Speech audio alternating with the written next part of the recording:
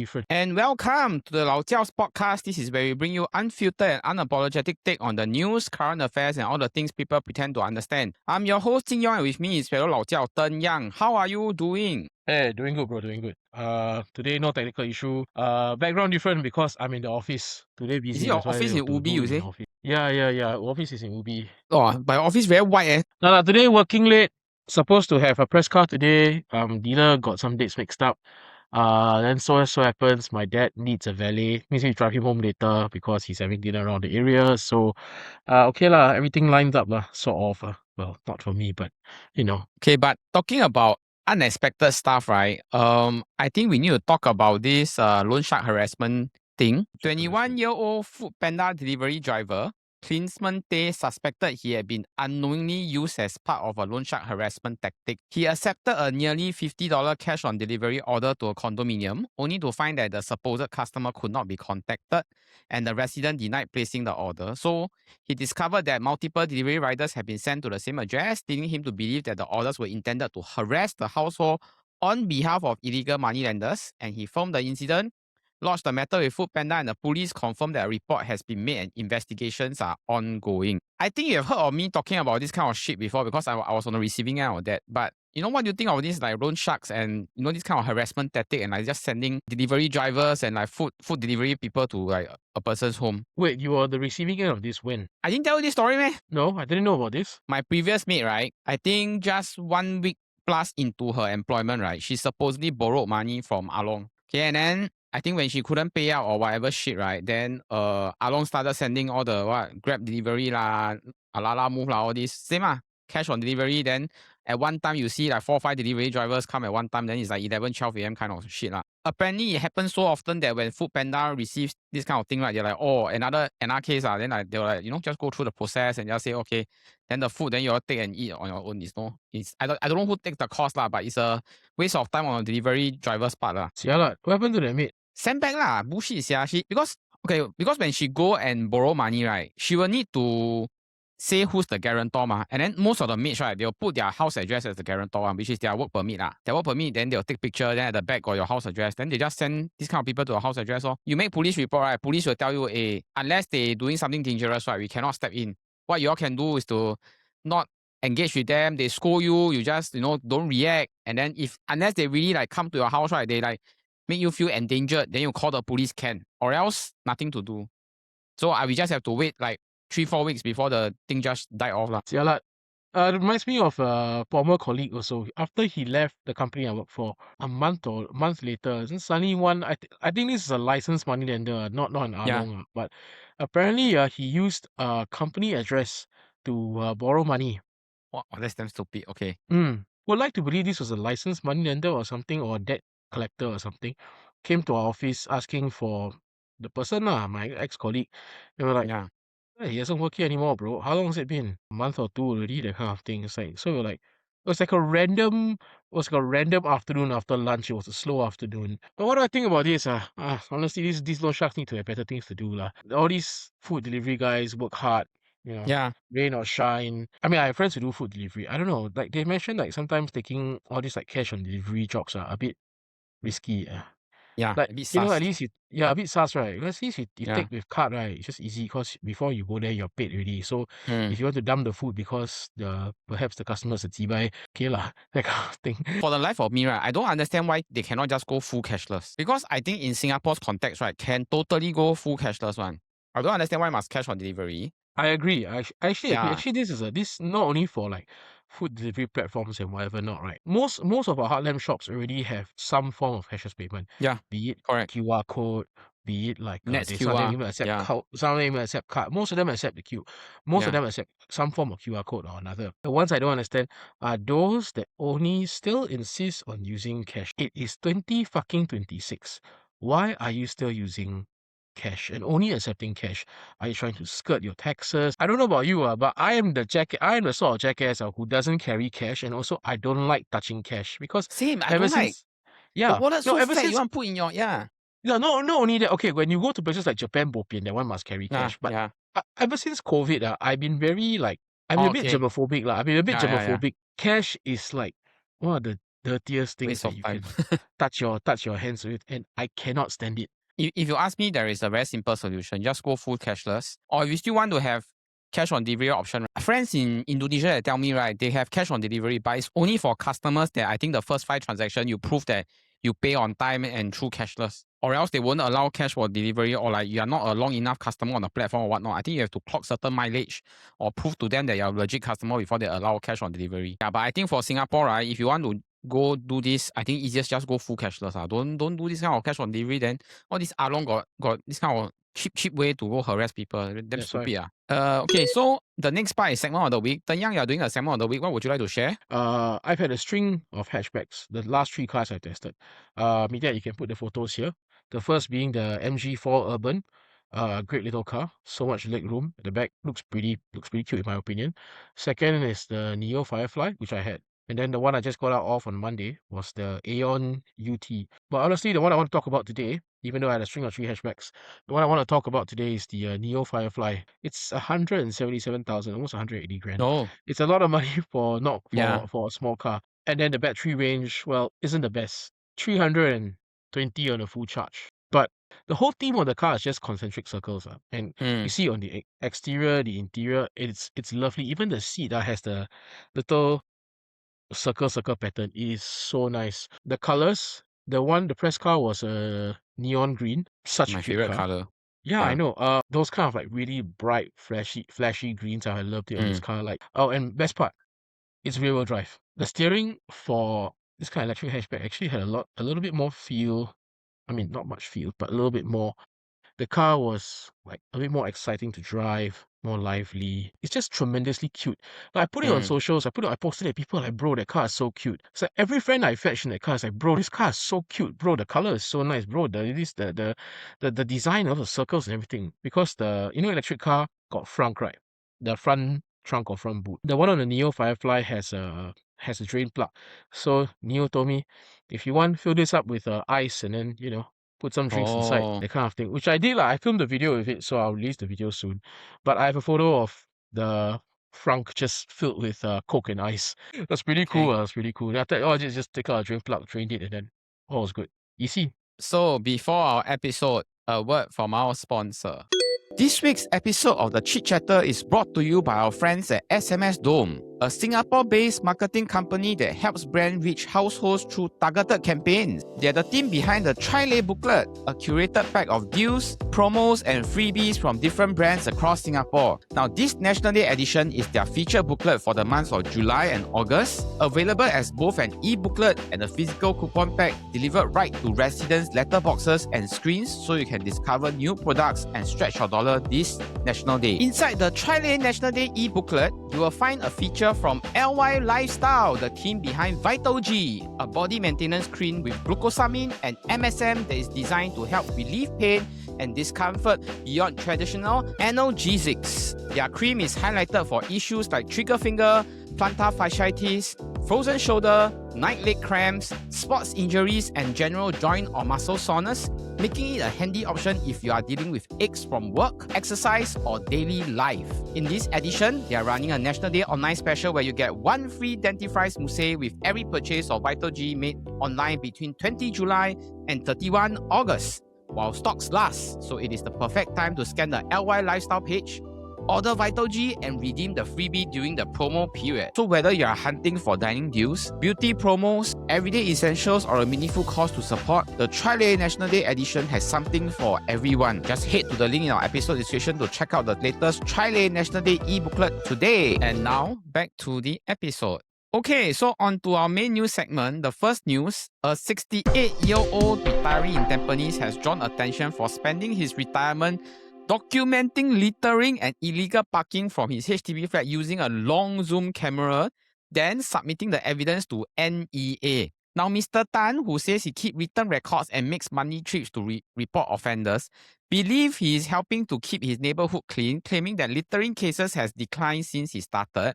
while some residents whose offences resulted in fines have criticised him as meddlesome and accused him of overstepping. Now, he still insists he will continue reporting any violations he witnessed and say that protecting the environment is everyone's responsibility. What's your first reaction when you heard this news? You sure this guy living in the right place. This sounds like a guy who's fit for Yishun, not for Tampines. I thought Tampines people are quite.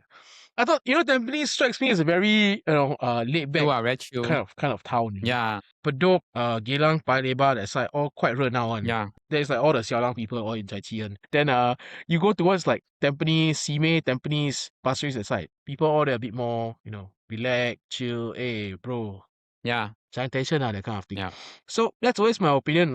And honestly, that things do feel a bit more chill in the east. I'm a Westie, so everyone in the Westie is always in the Yeah. West is always charged up, ready to go. If you want to use, like a long focal length lens to take photo of people, go and be a paparazzi, 去参加狗仔队. Like even like last time, remember there was one article about, I think the British tabloids published about Kate Middleton. They used like some super long focal length lens to go and take a photo of her, but invading privacy. So actually this I would say it's invading privacy. We have our keyboard warriors, right? In the younger generation, we got social justice warrior, right? This is basically the boomers version of a social justice warrior. But Yang, where would you draw the line being like feeling responsible and being like a good member of public and like policing the behavior of others? Because I think as Asians, right, we are very like, keep to our own business. We don't cut out people kind of thing. Public education campaigns like Singa the Lion and Charity Elephant. Useless. The government can do all they shout all they want about all these kind of like social civic minded campaigns. But unfortunately, you're right. Yes, it's pretty much useless lah. But on one hand, I can see the method to his madness. There is efficacy to it, but at the same time, this is like is this a PDPA violation or is this just a general invasion of privacy? I'm on the uncle side. I feel that if you scared, you don't litter lah. I don't know what's wrong. Like if you really litter, then you take the picture, then you just have to live with the consequences that, or you do something wrong, then you have to be caught lah. I'm just sorry that you live in an area where the uncle the 正义感爆满啊. Wow, he like so righteous, like he like the living warrior like that. Then bo pian lah, you just have to be more careful, right? Just don't fucking litter. 到处我们都有垃圾桶的. Everywhere in Singapore there's rubbish bin one. You're usually not one of the few steps from a rubbish bin, unless you want to. I mean, even though sometimes like Orchard Road, you go and smoke in that small yellow circle, small yellow box. That one, okay, whatever. I have to say, I'm that kind that if I see people litter, right, even though I know it's wrong, I won't go out and like confront him, because for what? Like then you create bullshit, then you make your like how to say it makes your day worse, right? But I feel that I'm thankful for this kind of uncle because he's the like the hero we don't need, but we don't deserve, correct, is it? Correct. Yes, correct. So because of him, right, everybody hate him, but you see, he said littering has decreased. Let's move on to the second piece of news. I think the second piece of news is something that has really, really caught fire online, and it's that a 26-year-old woman has alleged that a GoJek driver subjected her to a barrage of sexually inappropriate questions and remarks during her ride, leaving her feeling unsafe and traumatized. So according to the video she recorded, right, the driver asked her about her sexuality and sexual experiences, spoke explicitly about his own sex life, discussed sex toys, and even suggested having a threesome. Now, the passenger later shared the footage on social media and reported the incident to GoJek, but the ride-hailing company has since apologized and said that it has removed the driver from his platform while investigations are ongoing, and reiterated that it has zero tolerance for any form of harassment or inappropriate behavior towards passengers. When do you think like small talk between the driver and like a passenger gets like overboard or you cross a certain boundary? This one, honestly, typical from what I've experienced, the cream of the crop of the worst drivers usually come from that company with the red taxis. Least every drivers tend to come from that cab company This with group. the red cars. I'm not saying that. I'm not saying that all taxi drivers or Grab drivers or PHV drivers are bad, but historically that's where the data skews to, at least in my personal experience. Where does the limit cross? Okay, if you all didn't know, myself and my dad, we used to drive for Uber. Passengers who asked interesting questions. I think there was once I had a discussion with a female passenger about corporal punishment on kids. Actually. Oh, okay. And I don't know why the topic came up, but I'm for it. She wasn't, but we had a healthy discussion about it lah. Like throughout the entire ride. So we each presented our viewpoints and stuff like that lah. But I never went beyond like topics of the day. The typical stuff lah, sports lah, world news. But I have to say, Singaporeans as a whole, right? I think I see a larger percentage of people that would prefer if their driver don't speak to them. This is my experience. And then a lot of times, right, I feel that the right thing to do as a driver, if you want to initiate conversations, right, you can start with the normal harass stuff like how's your day, right? But if you want to go into like sensitive topics, right, I really feel that if you feel that the passenger bring up the topic first, okay, then you feel that they are comfortable discussing, then sure, go ahead. I think if the passenger don't even talk about this kind of thing, and then worse still, you are a guy, then this one is a girl, and then the age difference, like Chico Pei age difference, is like she 26. I don't know this uncle how old. Then you bring out this kind of funny thing, then I really feel that that's a bit too much lah. If I'm the girl, right, I feel very sorry for her because you can't say I stop, let me out now. Then like you in the middle of nowhere, she still had to keep her cool, record it, and then sort of like play along until the driver drop her off safely. Then she can, go and do a police report and everything. Why would you invite someone onto a threesome when passenger it's not even like, I don't know, it's not even that kind of club where this kind of thing is open, or like it's somebody you know kind of thing, or whether it's like dating app you get to know one. This one is like passenger out of nowhere, then you suddenly like, hey, so which side you lean towards? I want to join me and my other half or not? See, this kind of I don't understand. Like, why would you want to broach this with a stranger? Unless the uncle think this one is like buying 4D, right? You ask 100 times, one girl say yes, then you're happy for the next, I don't know, 1 week or 2 weeks. I don't want to say so much because the more we go into this topic, I tell you, more of my verbal diarrhea will come out, and then my dad will have to Cut it edit all a out. lot of this whole thing out. I think you're right. Unless the passenger broaches it, then yeah. But even the passenger broaches it, don't go too deep into it because Yeah. everybody has limits. Because even among don't friends, care. we don't. Yeah, because even among friends, we don't go like, hey, like yesterday, how was your sex with your wife? This kind of thing. Like nobody does this kind of thing, right? Wow. After that news, I really think it's time to take a break. So this week's episode of the Chit Chatter Podcast is brought to you by our friends at Eaglewings Cinematics, offering one of the most premium cinema experiences you can find right here in Singapore. Located at KAP Mall, Eaglewings isn't your typical cinema chain. It's a boutique cinema experience that blends comfort, style, and community with 5 uniquely themed halls. Every visit feels fresh and memorable, whether you're planning a date night, a family outing, or a special celebration. Eaglewings is about more than just movies. They take cinema dining to the next level with a wide variety of dishes from their award-winning Eaglewings Loft menu. From lobster risotto and wagyu burgers to pizza, pasta, you can enjoy restaurant quality food delivered straight to your seat while you watch your movie. If you're looking for an even more premium experience, selected ticket classes also give you access to their exclusive lounge where you can enjoy complimentary coffee, tea or soft drinks, and even relax in a massage chair before your movie begins. And what truly sets Eaglewing apart is that they offer much more than just the latest blockbuster. They also host private screenings for special occasions including birthday parties, corporate events, and even unforgettable wedding proposals. So don't forget to download the Eaglewings app where you'll unlock a range of exclusive perks and reward, not only for your cinema visits but also at participating outlets throughout KAP Mall. Head down to Eaglewings Cinematics at KAP Mall or visit their website to book your tickets today. Once again, a huge thank you to Eaglewings Cinematics for sponsoring this week's episode of the Chit Chatter Podcast. Third piece of news. A 31-year-old accommodations manager pleaded guilty to severely abusing a 6-year-old boy under his care, subjecting him to about 18 hours of physical torment that included repeatedly beating him with a hanger, stomping on him, forcing him to maintain a push-up position, depriving him of food, and making him drink his own urine. Now, the child suffered life-threatening injuries, including a lung injury, kidney failure requiring 9 days of dialysis, muscle breakdown, severe hypertension, and multiple rib fractures, resulting in a 46-day hospitalization. The man, who also admitted to abusing 2 other boys, was found by the IMH to have suffered from adjustment disorder at the time of his offences. He's due to be sentenced in August. This could be a controversial opinion. I'm wait, it is going to be a controversial opinion. But in this day and age, more and more people are using the excuse of mental health to justify their actions or say, Plead guilty this is kind the of thing, reason yeah. why this is the why I had to do this, or also I plead guilty, but at the same time I have a mental condition. On what planet does that make sense? Make that make sense, like genuinely. So if I have adjustment disorder, does that mean I can go around pointing middle fingers at everybody, like fuck you, fuck you, fuck you, fuck you, that kind of thing, I do that without an adjustment disorder anyway. So what's my excuse? Some people are very good at hiding issues, their inhibitions, their just secrets, mental states, that kind of thing. Yeah, just like they're kids. Their mental understanding of the situation is lacking and it is up to us as adults to Put some sense into them.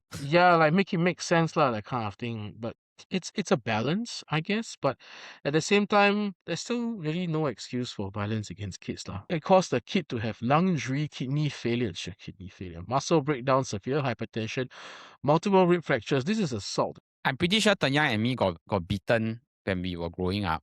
But we were not to the point like I need to go hospital kind. It was like cane law, then like yeah lah, you get a mark of honor on your hand or on your backside kind of thing, right? And then it stayed with us for a few days. He reminded us not to do stupid things and whatnot. I think me and Tanya are on this page where we still agree that you still need to hit the kids to discipline them. Oh yeah, But I you do. think sometimes there's a line to be drawn when it gets more than just discipline and it started causing bodily harm or like I think mental harm also when the child starts to have emotional problems, mood problems. This kid's gonna need therapy. I feel that there needs to be a line. I feel that as on the receiving end of caning and discipline, I sort of know where the line is, but I feel that probably for those that are raising kids, you need to draw the line and be clear where the line is and sort of know when it's not abuse and when it's discipline. Before we end the podcast, we would like to go with a round of quick fire news for the Alamak meter. The first piece of news, a passenger who accidentally left a paper bag containing $20,000 in cash on an SPS transit bus was reunited with the full amount thanks to the honesty and quick actions of a bus captain and an assistant interchange supervisor. After the passenger realized the money was missing, he contacted Yishun Bus Interchange and the staff quickly traced the bag to the bus. A fellow commuter had already alerted the bus captain to the unattended bag, and he safely kept until the bus returned to the interchange. So the grateful passenger praised the staff for their swift response, but SPS Transit commented their integrity, vigilance, and teamwork in ensuring the cash was returned intact. Obviously this is great news, but it's also pretty heartwarming because it shows that at least there are still people who actually care about the milk of human kindness. It's not completely sour just yet. 20K, 20K not little money, 20K can do. The other day I was at Fudan. I was looking at some camera equipment. The lenses I'm looking at, two of them. These two lenses already add up to 4K, and this is not including the camera body I want to get.